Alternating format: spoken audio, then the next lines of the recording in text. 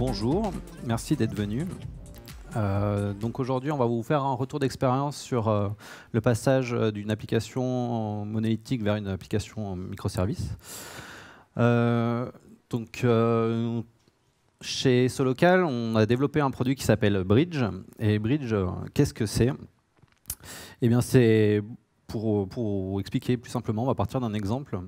Lorsque vous allez sur magasin.boulanger.fr, vous allez tomber sur un site internet sur lequel vous allez pouvoir trouver les magasins boulangers qui sont près de chez vous.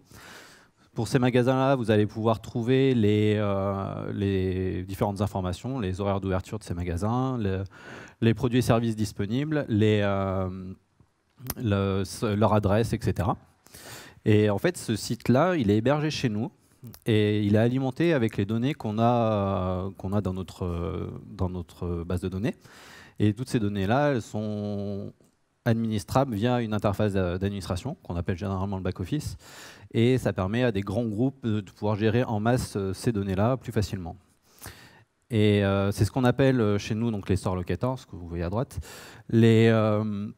Cette fonctionnalité-là, c'est vraiment le métier historique du produit. Et en plus, on a pu développer de nouvelles fonctionnalités. Donc, par exemple, toutes les données qu'on a, on va pouvoir les publier sur les différents annuaires du web, donc type Google, page jaune, Facebook. Ça va permettre de garantir une cohérence entre toutes les données qu'on a sur tous les canaux de communication. Et la dernière fonctionnalité qu'on a mis en place, donc ça permet de gérer des campagnes de mots-clés directement sur notre produit. Et donc, un directeur de magasin va pouvoir essayer de capter plus de trafic dans son magasin en configurant une campagne publicitaire directement depuis notre produit sans avoir la connaissance d'AdWords, etc. Donc, quelques clients, quelques données pour vous. Donc, on a à peu près 250 clients, donc c'est en constante augmentation. On gère actuellement un peu plus de 515 000 points de vente. Et voilà, donc on a quelques chiffres, 5 millions de visites uniques par mois et 15 millions de pages visitées par jour. Et donc, comme vous pouvez voir, on a quand même quelques gros clients. Et jusqu'à l'année dernière, ce produit-là a été propulsé par une application Rails monolithique au-dessus d'une base de données Postgre. Donc, il faut savoir que dans cette application-là, on avait vraiment tout au sein de la même application. Donc, les différents sites des clients, donc les store locators, là, ainsi que l'interface d'administration des données. Et on avait aussi une API publique qui permettait justement de pouvoir gérer programmatiquement ces données-là. Et cette application commençait à donner un peu des signes de faiblesse, notamment quand on voulait embarquer de nouveaux clients, ça demande énormément de travail. Et il a été décidé, pour essayer d'accélérer l'augmentation, la croissance, de refaire cette application, de partir sur des bases saines. Et pourquoi on est parti sur du microservice? Eh bien, pourquoi la première solution, donc comme on voulait, c'était grossir en nombre de clients. Donc là, actuellement, on a 200 clients, on voulait en passer à 2000. Et on savait pertinemment que sur notre application actuelle, ce n'était pas possible. Donc on écoutait la promesse des microservices pour pouvoir scaler l'application plus facilement. On voulait aussi grossir nos équipes de dev. Donc passer d'une équipe de 5-6 personnes à actuellement on est 20 et on continue de grossir. Donc pareil, sur une application monolithique un peu plus compliqué de travailler à 20 sur le même projet. Donc pareil, les microservices apportent une promesse de pouvoir travailler sur différents projets, différentes équipes en charge de différents projets.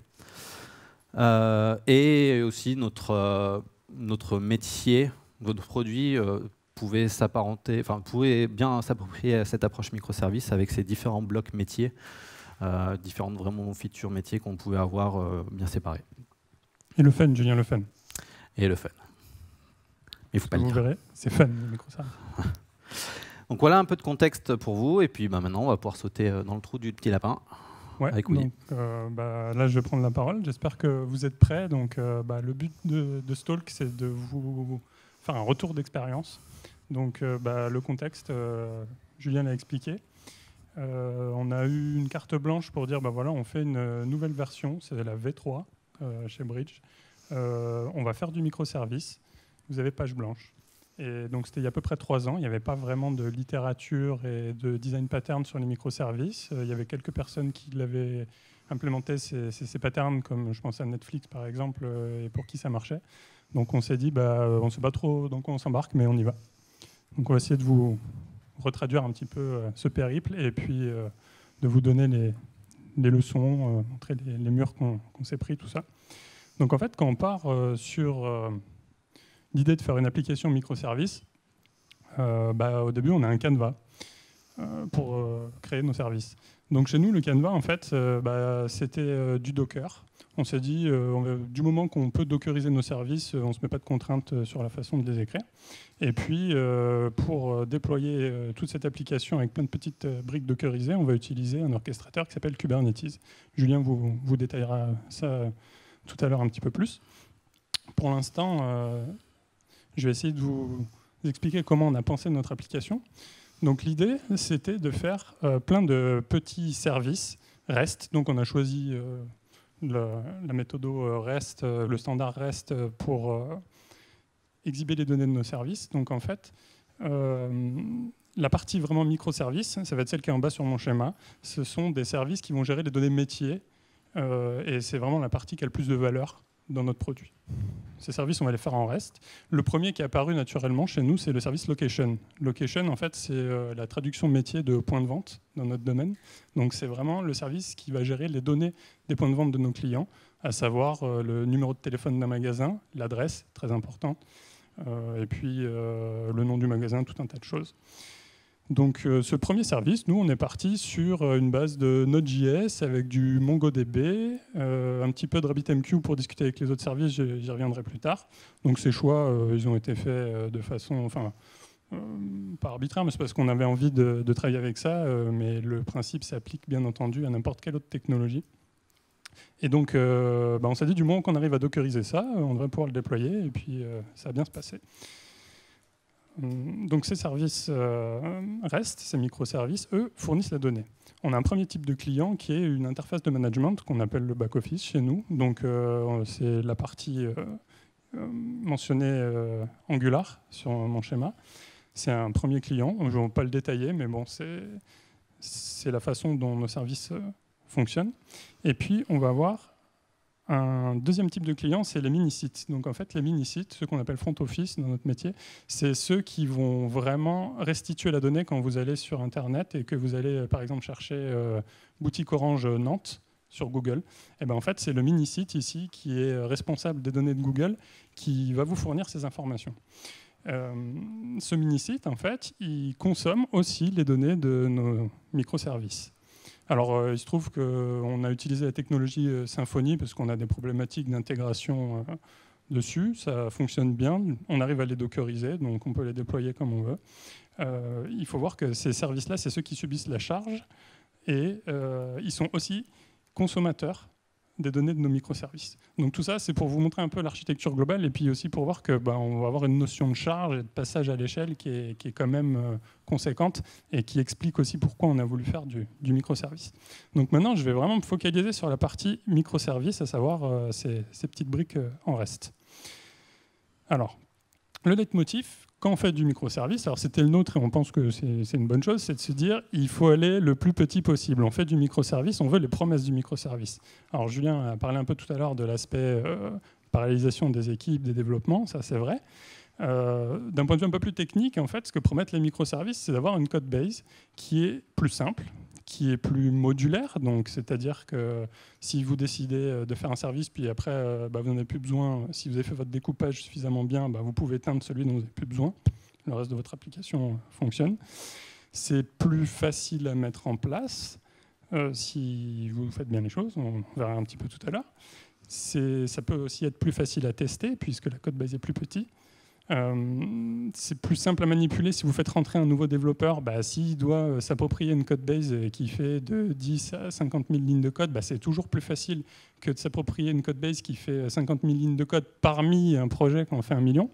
Pour toutes ces raisons-là, en fait, on veut découper nos services en briques les plus petites possibles. Et je donnerai un exemple tout à l'heure, ça permet aussi de faire du refactoring assez rapidement.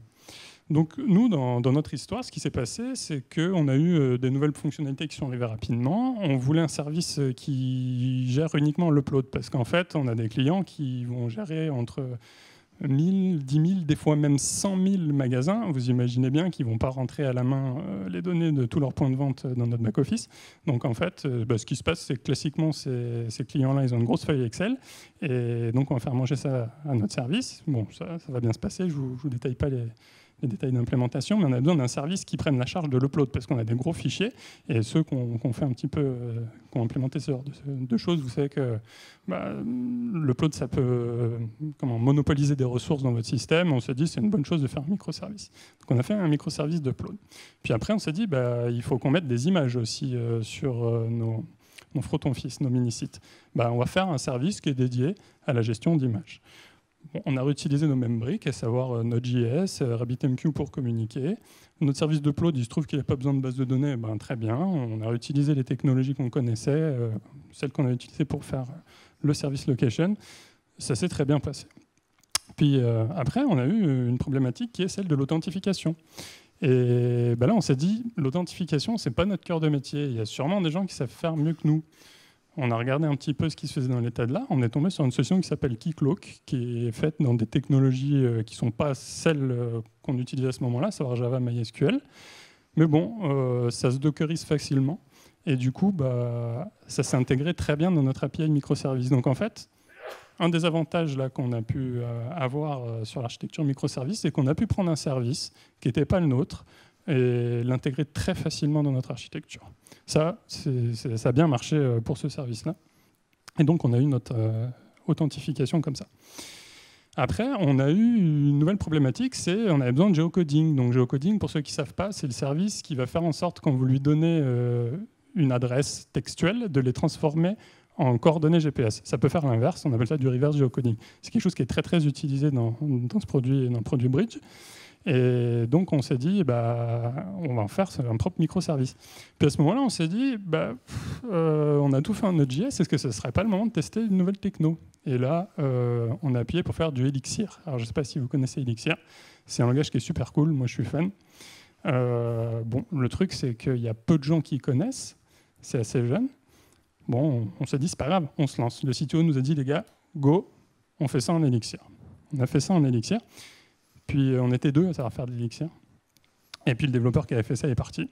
Et donc quelques mois après, il s'est posé la problématique de le maintenir. Et là on s'est dit, ouais, s'il n'y a qu'une seule personne qui sait faire de l'Elixir, c'est quand même un peu chaud. On va peut-être retourner sur du Node.js pour les nouvelles features de service de géocoding. Donc du coup, on l'a réécrit en Node.js. Et là en fait, comme on avait une code base qui était relativement petite, la réécriture en Node.js, ça nous a pris 2 jours.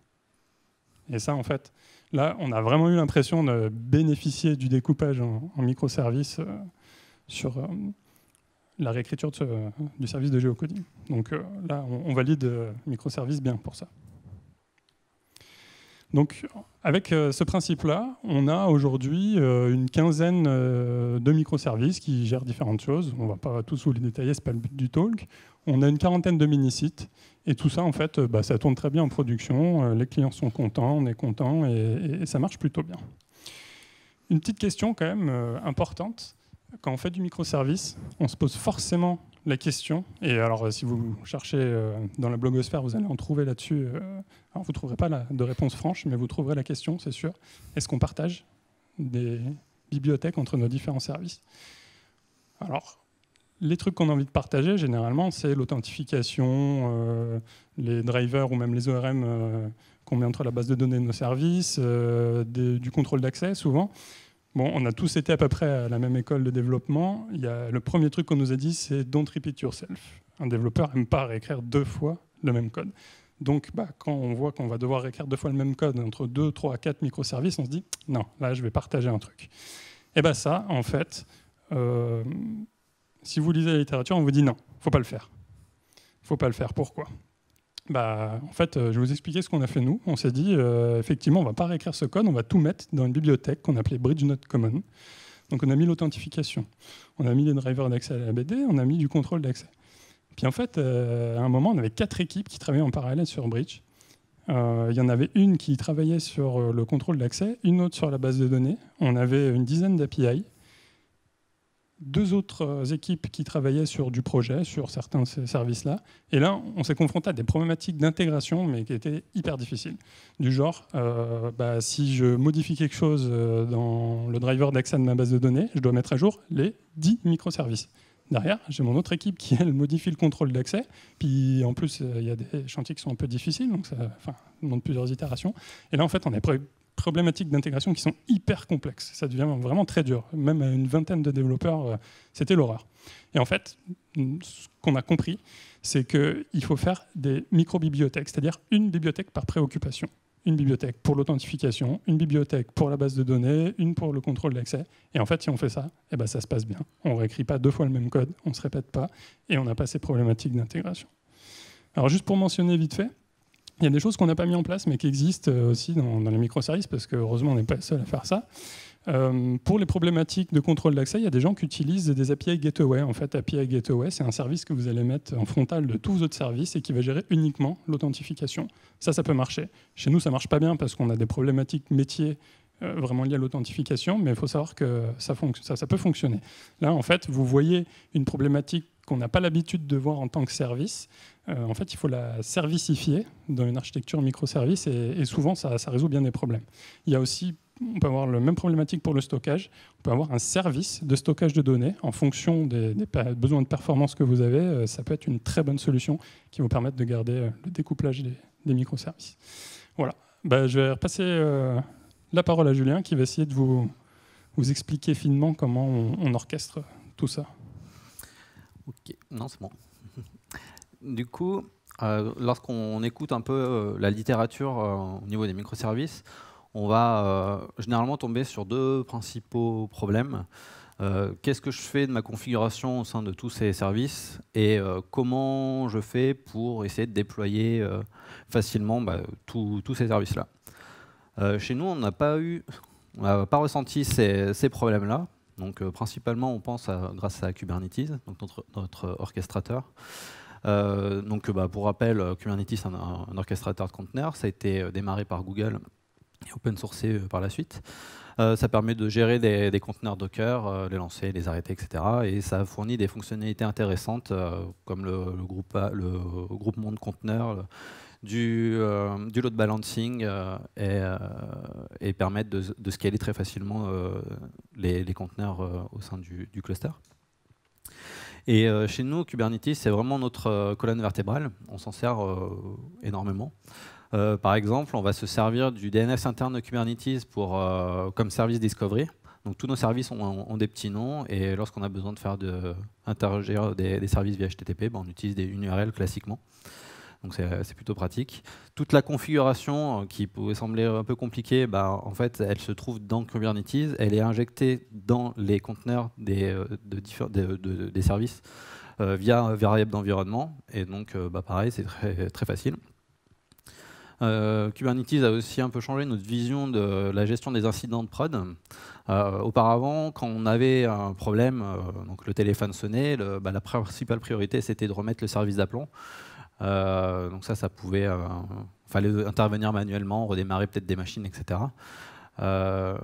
Et en fait, Kubernetes, grâce à son système de sonde, il permet automatiquement de voir qu'il y a un des services se sent pas bien, il le tue, il le redémarre à côté.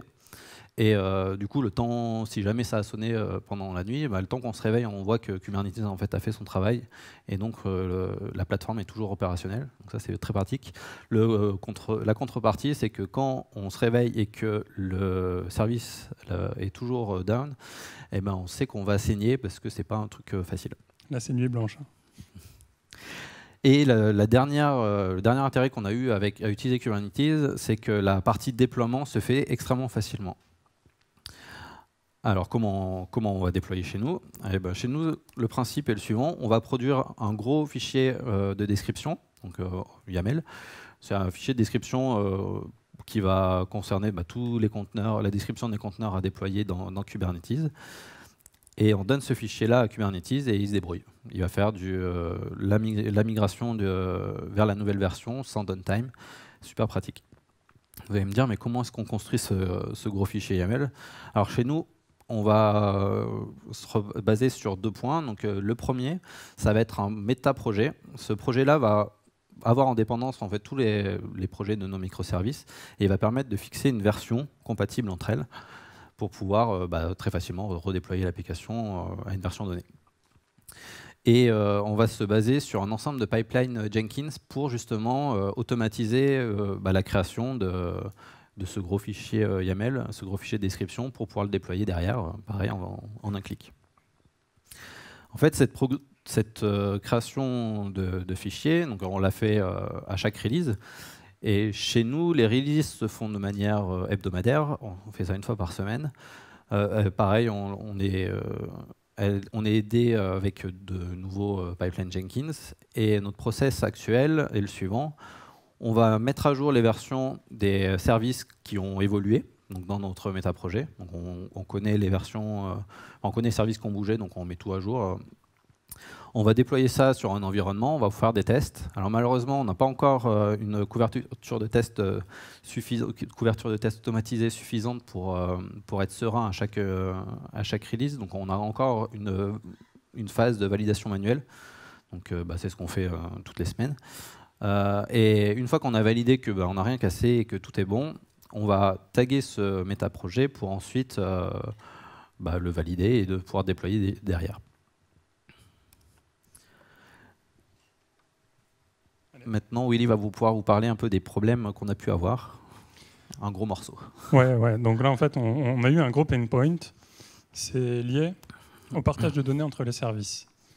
En fait, c'est juste que quand on fait du microservice, on se lance au bout d'un moment dans de l'algorithmique distribuée. Donc, je ne sais pas si ça vous est déjà arrivé de regarder l'algo de comment est-ce qu'on fait un verrou distribué, par exemple.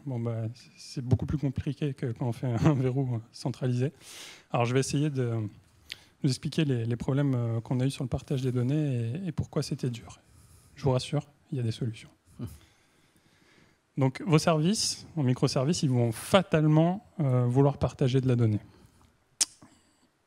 Je vais vous donner un exemple. Comme l'a dit au début de la présentation Julien, on a un service qui s'appelle le Presence Management qui consiste en fait pour nos clients à pousser les données relatives à leur magasin sur différents annuaires. Vu qu'il y a quand même du boulot pour créer les connecteurs à ces annuaires, on s'est dit ça paraît naturel de faire un service de publication qui est dédié à ça, dans les mêmes technos qu'on utilisait, service REST, toujours pareil. Sauf que ce service de publication, il a besoin d'avoir les données, et même les données à jour, des points de vente pour pouvoir les pousser dans les annuaires.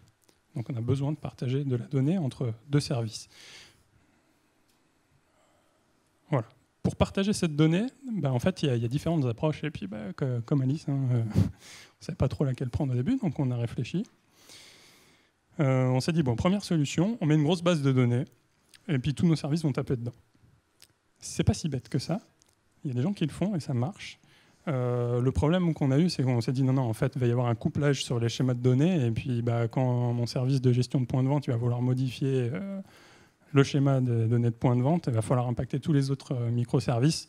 On n'a pas vraiment, là, on perd complètement le découplage, ça ne nous intéresse pas. Notre solution, c'est de dire quand on a besoin de la donnée dans un service, on la demande à un autre service. Sauf qu'en fait, notre service de gestion de points de vente, le fameux service location, il est un peu central. Et les données elles sont, dans les faits, partagées sur peut-être une dizaine de différents microservices. Donc en fait, on s'est dit, non, on va encore avoir un point vraiment central dans notre architecture. C'est pas assez décentralisé. Ça ne nous plaît pas. Puis on s'est dit, on va faire la NoSQL way, à savoir, on va copier les données. Comme ça, quand un service a besoin des données, il les a. Ça comment dire, en termes de performance, ça marche très bien, pour la lecture, bien sûr. Par contre, il faut gérer la synchronisation des données. Alors, j'ai essayé de vous montrer un petit exemple. Ici, on crée simplement un point de vente. Donc, quand on crée un point de vente, on fait une requête avec le payload des données du point de vente sur le service location. Ce service, il fait un petit peu de validation, tout ça, il stocke les données dans sa base de données. Une fois qu'il a stocké les données, il fait ce qu'on appelle un broadcast. Donc, en fait, chez nous, c'est du topic RabbitMQ pour ceux qui connaissent. C'est pas important si vous ne connaissez pas. Mais ce que ça dit, c'est que ça diffuse donc, cette information à tous les microservices qui sont intéressés par cette donnée. Ici, on a notre service de publication donc, qui est intéressé par cette donnée-là. Il reçoit cette donnée relative aux coordonnées du nouveau point de vente. Il la stocke dans sa propre base de données, puis après, il la publie dans les annuaires. L'avantage que ça a, c'est que si on veut faire une nouvelle publication, alors un exemple, une nouvelle publication, ça peut être on a signé un contrat avec un nouveau partenaire, on a un nouvel annuaire. On n'a pas envie d'aller rechercher toutes les données des points de vente. On a juste besoin de faire une requête sur le service de publication. Il a les données, donc il va les regarder dans sa base de données, il les prend, il les republie. C'est bien, on a un découplage. Le service de gestion de points de vente, il pourrait même pas être là ou être en panne à ce moment-là. Ça marcherait quand même. Donc là-dessus, on est content, ça fonctionne bien. Et puis en plus, on a des bonnes performances parce que du coup, avec nos mini-sites qui ont des besoins de contraintes SEO notamment et de répondre vite, ça fonctionne super bien. C'est la copie de données NoSQL et là, la promesse, elle est là. Bon, par contre, on peut vite générer beaucoup de données. On a un autre exemple, c'est les produits. On a certains clients qui, eux, ont des produits par point de vente. Je vous donne un exemple pour que vous compreniez mieux. On a Finagaz, par exemple, qui vend des bouteilles de gaz, mais selon ces points de vente, ce n'est pas les mêmes bouteilles de gaz. Donc, en fait, il faut qu'on soit capable d'attribuer un produit sur une liste, un sous-ensemble de points de vente. Le scénario est le suivant quand on veut créer un produit. On va créer un produit P2 avec, toujours pareil, une requête sur le microservice qui gère les produits. Ce microservice va stocker les données de ce produit dans sa base de données. Il va émettre un événement de broadcast. Et là, notre service location, lui, ce qu'il va faire, c'est qu'il va appliquer un filtre sur toutes les locations et il va copier dans les données en base les données du produit, enfin au moins une sous-partie, celles qui sont intéressantes pour l'affichage, dans sa base de données. Et donc, en fait, c'est comme ça qu'on va réaliser la liaison entre un point de vente et les produits qu'il a. Et donc, chez Finagaz, par exemple, qui a 13 000 points de vente, ce qui se passe, c'est que quand on met à jour un produit, dans notre service de gestion de points de vente, on va avoir une boucle qui va nous dire, si ce produit il est présent sur 5 000 points de vente, on va copier 5 000 fois et on va avoir des petits événements. Donc là, c'est ce qu'on a essayé de représenter sur le schéma. C'est chez nous, grosso modo, une queue à message. Donc c'est une queue FIFO qui a des événements. Donc ici, mise à jour des données du produit P2 sur le magasin L1, mise à jour des données du produit P2 sur le magasin L2, ainsi de suite. Donc en fait, ça veut dire qu'on peut avoir une action qui est j'édite mon produit, qui va générer beaucoup de données dans notre système derrière. Alors ça fait une écriture chère, mais en lecture, c'est super parce qu'on a les données partout et on a des temps de réponse qui sont vraiment bien. Voilà. Sauf que ça, en fait, ce principe-là, ça peut mener à ce qu'on appelait l'enfer des mises à jour concurrentes. Parce que c'est là où on se tape le fait qu'on est dans un système distribué. Alors je vais essayer de... Bon, c'est la partie un peu technique, on va essayer de faire ça rapidement et simplement. Donc, ce qui se passe, c'est qu'ici, il faut imaginer qu'on a deux requêtes vraiment concurrentes qui arrivent dans notre système. Donc vous imaginez deux utilisateurs qui vont vouloir modifier le même produit en même temps. Et alors quand on développe ça, on se dit ouais, ça va jamais arriver, mais non, en fait ça arrive. Peut-être que quand on développe cette feature, on n'y pense pas, mais bon, ça arrive et pour toutes les features qu'on a développées, vous pouvez nous faire confiance, ça existe. Donc mise à jour concurrente, là on imagine deux utilisateurs qui veulent mettre à jour le produit P2 en même temps. Il y en a un qui dit, moi je fais la mise à jour 0.1, l'autre la mise à jour 0.2. Dans votre système, quelque part, fatalement, il va y avoir alors chez nous c'est un bus à message et une queue qui va faire ce qu'on appelle de la linéarisation. J'arrive jamais à le dire. Enfin, c'est un principe en algorithmique distribué qui vous dit que quand vous voulez écrire des données à un même endroit et que vous avez des requêtes concurrentes, il y a forcément un moment où il faut mettre un ordre. Il y a un point dans votre système de centralisation et ça, c'est donc la queue à message. Et donc, ce qui va se passer là, dans vos updates concurrentes, c'est que vous allez vous allez mettre dans votre queue l'update 0.1, puis derrière l'update 0.2, et en fait, l'update 0.2 va effacer l'update 0.1. Bon, c'est pas très très grave. Mais ce qui peut se passer, c'est que, rappelez-vous, on a dit qu'on fait une mise à jour de produit, potentiellement on met à jour 10 000 points de vente. Bah, en fait, là, une mise à jour inutile, avec un événement inutile dans votre système, vous allez passer à 10 000 mises à jour inutiles. Bon, honnêtement, quand on a fait ça, la volumétrie, c'était pas un problème. Notre système, notre RabbitMQ, il bougeait pas. On arrivait à distribuer suffisamment nos systèmes avec une scalabilité horizontale, c'est-à-dire plein d'instances du même service. Et la volumétrie, c'était pas trop un problème, mais on sent quand même 10 000 événements inutiles, c'est pas terrible, quoi. Enfin, on a envie de faire mieux. Et ça, en fait, ce qui est de pire, c'est que ça peut même amener à de la perte de données. Donc là, imaginez, on va mettre à jour un point de vente dans cet exemple. Vous avez deux utilisateurs qui se disent, mon point de vente, ce qu'on leur affiche, ils ont une donnée qui est, mon point de vente, il a l'adresse A1 et la ville, la city, C1. Il y en a un qui dit, moi, je veux mettre à jour la city en disant que c'est la city C2. L'autre, il dit, moi, je veux mettre à jour l'adresse, c'est l'adresse A2. Ils vont envoyer le payload complet au système. Et puis nos événements, en fait, ils vont être ordonnés dans notre queue message. Et là, en fait, s'il y a le premier événement qui arrive, il dit, moi, mon point de vente, il a l'adresse A1 et la city C2. Le deuxième, lui, il dit, moi, je mets à jour l'adresse A2, mais avec la city C1. Ce qui va se passer, c'est que la deuxième update, le deuxième message, en fait, va écraser les données de la première. Et en fait, on va perdre de l'information. Donc là, on peut avoir de la perte de données. Je vous ai simplifié l'exemple. Alors évidemment, dans la vraie vie, c'est plus compliqué. On a mis du temps avant de comprendre, mais c'est des choses qui arrivent vraiment. Et ça, en fait, vous rajoutez des bonus de complexité. En fait, j'appelle ça bonus, mais c'est des facteurs de complexité. Vous êtes en système distribué, donc ça veut dire qu'à n'importe quel moment, un système peut avoir une panne, votre réseau peut avoir une base de données peut avoir une panne. Enfin, chaque élément de votre système peut avoir une défaillance. Et vous avez aussi de la réplication qui apporte son lot de complexité aussi. Et tout ça, en fait, qu'est-ce que ça vous donne? Ça vous donne des boucles. Et des boucles, c'est l'enfer dont on parlait. Les boucles, ça fait mal. Ouais. Les boucles, je vais vous donner un exemple. On en a eu de plusieurs types, je ne vais pas tous vous les décrire. Une boucle, ça va être un utilisateur, il va mettre à jour la description de son produit. Il soumet sa requête, hop, ça part dans le système, ça envoie un événement de mise à jour. Et puis là, il se dit, ah mince, j'ai oublié un S ici, j'ai fait une typo, hop, rapidement, il corrige la typo, il resoumet le formulaire. Là, vous avez deux événements avec un intervalle très court qui vont arriver dans votre système. Et en fait, si vous n'avez pas pensé à tout, quand vous avez 15 microservices qui partagent de la donnée, tout ça, il y a un facteur de complexité qui est quand même conséquent, des équipes qui développent en parallèle tout ça, vous vous retrouvez des fois dans des situations où vous avez un événement qui va générer un autre événement, qui lui-même va régénérer un autre événement, régénérer un événement. Et en fait, c'est ce que disait Julien tout à l'heure, il y a le téléphone qui sonne à 2h du matin et vous faites 7 millions de messages, 7 millions d'événements pour la mise à jour d'un point de vente, ça fait beaucoup quand même. Et ça, c'est des scénarios qui arrivent. On en a eu beaucoup, des boucles.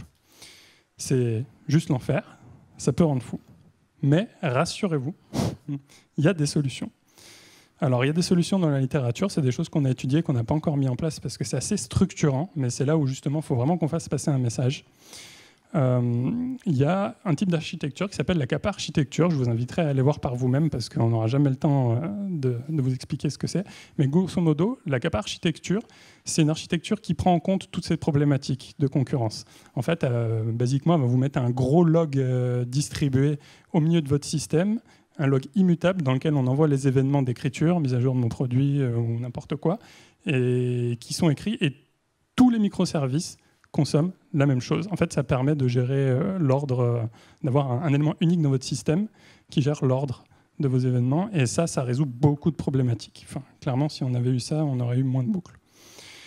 Ensuite, on a étudié aussi la possibilité de ne pas partager du tout les données. Et en fait, on se dit, si on met un peu de cache, si on utilise des technos comme GraphQL qui permettent d'enlever la problématique de couplage des données entre les microservices, on doit pouvoir faire des choses aussi. Donc voilà, ça c'est le message sur les données. C'est complexe de partager des données. Quand on fait du microservice, on s'y frotte forcément et c'est bien de l'anticiper. Julien, je te rends la parole. Ouais. On va terminer par une note un peu plus légère. Quelques conseils issus de notre petite expérience. La première concernant le cache. Alors là, pas de conseil parce qu'on n'a pas encore trouvé la solution miracle sur comment le mettre en place. On a essayé quelques solutions. On remettre un varnish en dehors de notre cluster Kubernetes. Ça, on a eu des soucis, notamment avec la mise à jour des adresses, en gros, des pods qui peuvent bouger. On a essayé de le mettre à l'intérieur, mais je ne me rappelle plus pourquoi ça a déconné. Donc en gros, on n'a pas de la solution. On est en train d'essayer de trouver une solution qui nous convienne pour faire ça. Donc faire attention. L'autre point, c'est qu'à un moment donné, vous allez avoir besoin d'environnement de développement. Tout déployer le produit sur le poste du développeur, ça marche un petit temps, le temps que le produit soit un peu petit. Par contre, dès qu'il faut déployer nos 15 services sur la machine, plus l'environnement de développement, etc., le poste du développeur s'écroule. Chez nous, on a un cluster Kubernetes de dev qui est dédié à ça. Donc il est vraiment isolé de la prod et on va pouvoir dessus créer des stacks, des environnements dynamiques à la volée. Donc ces environnements-là, en fait, c'est possible parce qu'on a pu tout dockeriser. Sur ces environnements de dev, on va avoir notre base de données Mongo, notre cluster, notre broker de messages Rabbit containerisé. Et donc, on a vraiment un environnement autonome et on peut faire des tests dessus, on peut valider de la feature et c'est très pratique. Un autre point à faire attention, lorsqu'on a commencé à faire donc, de la communication via RabbitMQ, via des messages, on n'a pas pris le temps de poser des métadatas sur nos messages. C'était une erreur, une grosse erreur. C'est extrêmement dur du coup derrière de débugger un peu ce qui se passe dès qu'on a des petits problèmes. Les fameuses boucles. Par exemple. et donc du coup, bien faire attention à ça et pas faire l'impasse sur ces métadatas. Donc pensez au monitoring, pensez à mettre l'utilisateur qui a fait une action, etc. Des idées de corrélation entre les messages, c'est indispensable. Autre point lié, on n'a pas explicité nos contrats sur nos services. En gros, le contrat, en fait, c'est le schéma de la base Mongo. Du coup, ça, pareil, c'est plutôt pratique pour développer de la feature rapide, sauf que derrière, à maintenir, c'est l'enfer. Donc là, on est en train de commencer à corriger le tir. Donc déjà, on essaie d'étudier on a 2 points d'amélioration. Donc, fixer un contrat sur nos messages. Donc on est en train d'étudier les technos de Avro, de Protobuf. Et sur nos API, on essaye de voir si on peut aussi mettre du GraphQL, qui permettrait d'un peu d'expliciter ces contrats. Et récemment, là, à court terme, vu qu'on a eu quand même pas mal de problèmes, on a déjà commencé à mettre en place un système de versionnement de nos API, ce qui permet un peu de corriger le tir et de pouvoir passer sur plus facilement, en fait, d'avoir moins de problèmes. Donc nous voilà terminés. Si vous avez dormi, c'est pas grave. On va essayer de vous résumer la conf en un slide. Le premier point, déjà pour vous dire, c'est qu'on a réussi à s'en sortir avec nos microservices. Donc, vous devrez pouvoir y arriver. On ne voit pas de bloqueur là-dessus. On ne le regrette pas, enfin pour l'instant. Un rappel sur le leitmotiv qui a découlé un peu de notre expérience, c'est vraiment d'aller le plus petit possible. N'oubliez pas d'utiliser un orchestrateur, c'est indispensable. Et surtout, attention à la distribution de données, c'est beaucoup plus compliqué que ce qu'on peut penser. Merci. Voilà pour nous.